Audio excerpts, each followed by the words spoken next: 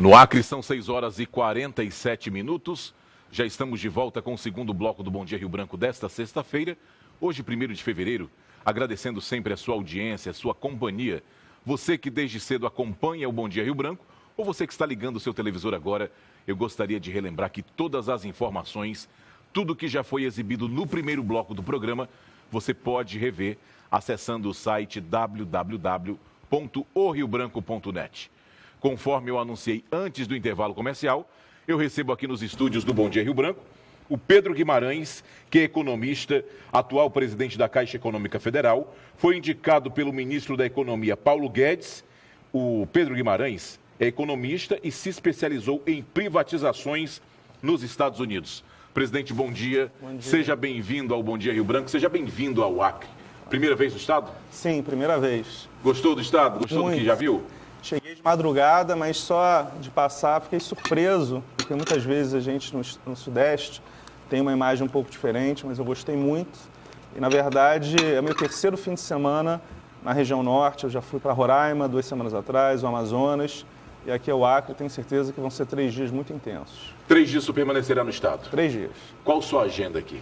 Hoje eu tenho uma agenda com os funcionários, com os clientes e com os governos locais, também à noite, se não me engano, com os empresários. Então, hoje é um dia muito mais para operações de negócios e, obviamente, os funcionários, e sábado e domingo em operações de crédito que nós tenhamos feito, seja Minha Casa Minha Vida, seja uma operação de um hospital, basicamente na fronteira com a Bolívia. Então... Agora, já que o senhor falou nessa questão do Minha Casa Minha Vida, a gente já vai entrar nesse assunto, claro. Então. É um programa que está parado.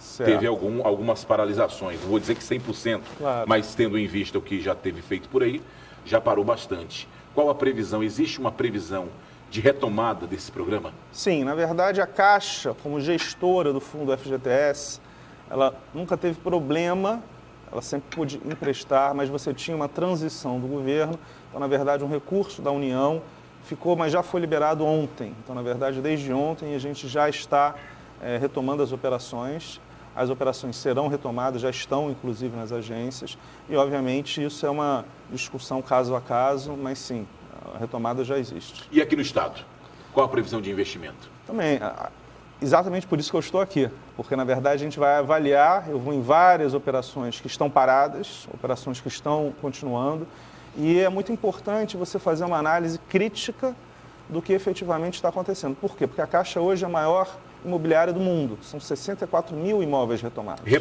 Retomados. 64 mil até um mês atrás, mas deve estar próximo de 70 mil. Então, esse é um número muito grande, é uma penalização para a sociedade como um todo. Então, além de emprestar para novos financiamento de novas unidades, é muito importante você analisar aquelas que estão paradas e se você consegue retomar. Agora, quando o senhor fala nessa grande quantidade de imóveis retomados, o que o senhor avalia? Que avaliação o senhor faz? Foi porque houve muita facilidade para esse financiamento ou realmente é a questão da crise econômica que o país atravessa? Excelente pergunta. Um pouco dos dois. Sem dúvida nenhuma, a crise é um fator fundamental, mas, na minha opinião, também faltava uma centralização em Brasília para você poder analisar. Por quê? Porque eu estou realmente adorando a região norte, já tinha vindo para o Amazonas e para o Pará, mas para nenhum dos outros estados. Então, obviamente, é uma região mais carente, mais distante. Então, você tem duas coisas que são negativas do ponto de vista de risco e que têm que ser precificados. A distância, o custo da matéria-prima, por exemplo, cimento e tudo mais, tem que vir de avião, muitas vezes, ou de barco. Então, obviamente, ele é mais caro. E essa questão da própria salário e renda per capita, que é menor aqui. Então, esses ajustes, excelente pergunta sua, são importantes a gente fazer. Por quê? Porque você não pode comparar o Minha Casa Minha Vida e os custos de construção do Sudeste com a região Norte e a região Nordeste. É isso que eu acho que precisa ajustar melhor e por isso que a gente vai trazer para Brasília a escolha final. Ao assumir a presidência da Caixa Econômica Federal, diante da situação que o país atravessa, volto a falar desse assunto, qual seria o seu maior desafio? A Caixa, na verdade, é um orgulho. A gente muitas vezes não percebe o tamanho dela. Como banco, ela é o 5º maior banco do mundo. Em rede de agências, cresceu bastante nos últimos anos. E em rede de agências e lotéricas é a 3ª maior do mundo. Perde só para um banco na China e outro banco na Índia. Então, a Caixa é praticamente um país, é uma nação.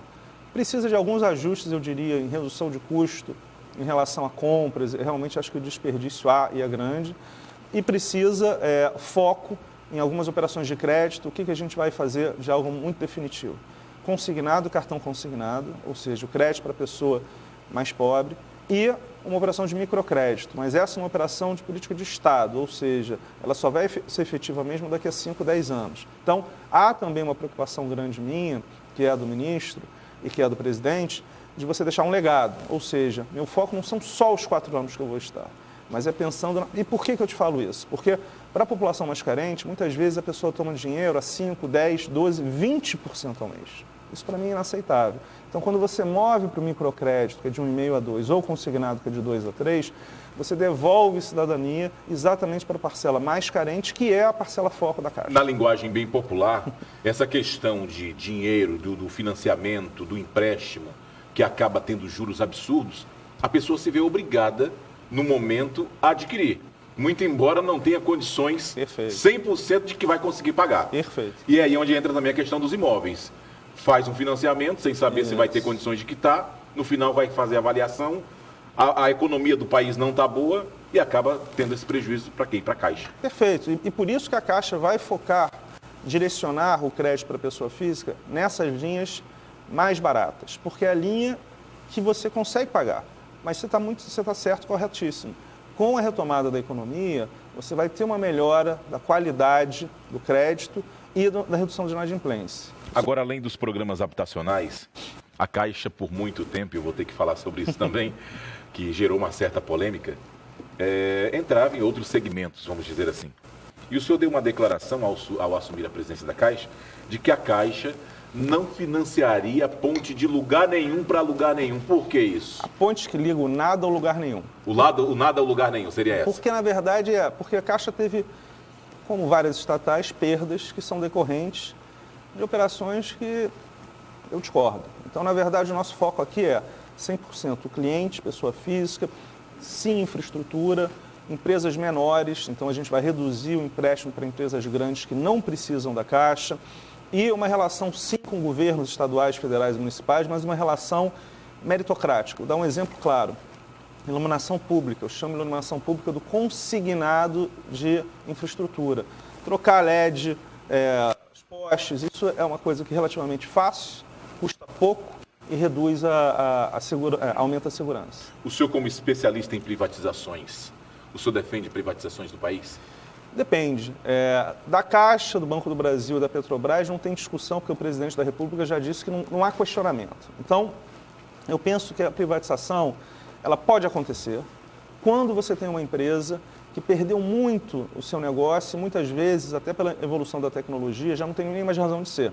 Então, é uma discussão caso a caso. No caso da Caixa, não há essa discussão. Há, sim, uma aproximação com o mercado financeiro para defender a Caixa, porque a gente sabe que a Caixa, anos atrás, sofreu perdas por operações questionáveis. Então, quanto mais próximo você fica do mercado, mais blindada ela fica. Esse é o objetivo. Existe uma diferenciação entre atendimentos, podemos dizer assim, da Caixa em outros estados comparados aqui ao Acre.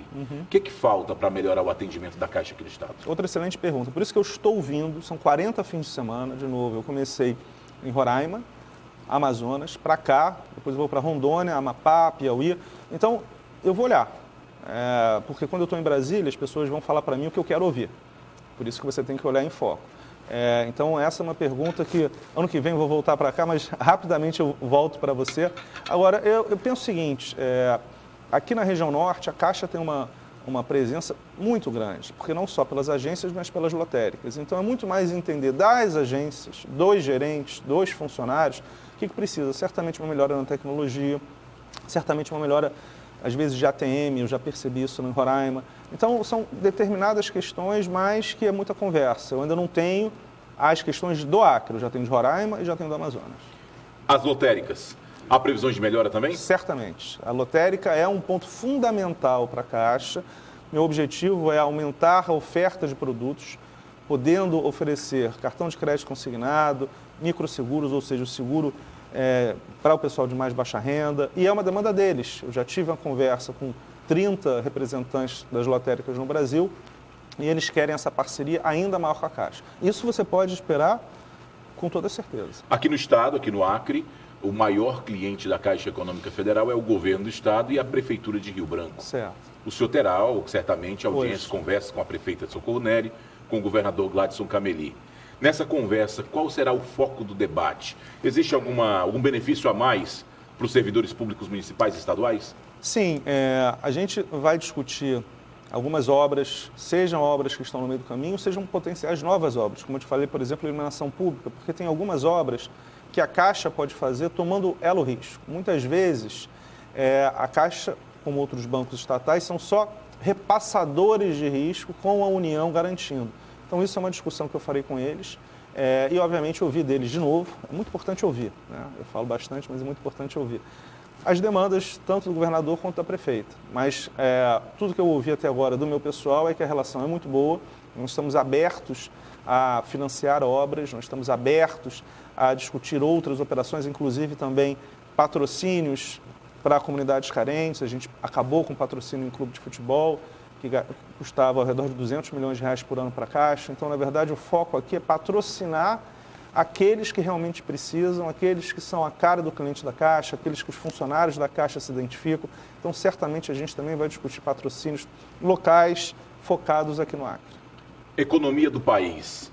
O senhor acredita que é uma previsão de melhora? Sim. Acredito que o time que eu faço parte é um time muito focado, muito sério, que quer o bem do país. Acredito que essa discussão da reforma da Previdência, que, de novo, eu não estou envolvido, ela está indo muito bem. Hoje você tem a eleição dos presidentes do Senado e da Câmara, então eu acho que o Brasil vai voltar nessa discussão agora e eu tenho a impressão, por tudo que eu ouvi em Brasília, que todo mundo quer essa solução. E do ponto de vista do mercado, tendo uma solução da reforma da Previdência, a gente tem um Brasil como eu, pelo menos, não vi em 22 anos no mercado. Presidente, tem algo que o senhor queira acrescentar que a gente não tenha comentado aqui? Eu queria agradecer muito a receptividade. O Acre, sem dúvida nenhuma, é um estado exemplo no país, é um estado numa região mais distante, mas é um estado que tem todas as suas peculiaridades, desde as discussões do meio ambiente, crescimento, fronteira. Hoje, de novo, eu vou estar indo amanhã na fronteira da Bolívia.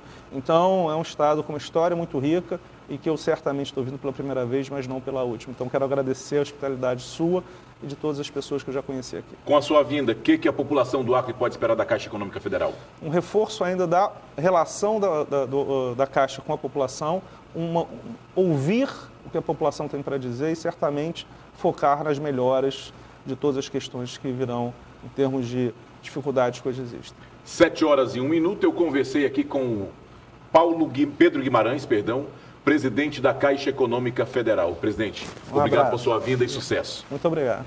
Nós vamos fazer um rápido intervalo comercial, já voltamos com o terceiro bloco do Bom Dia Rio Branco. Não sai daí.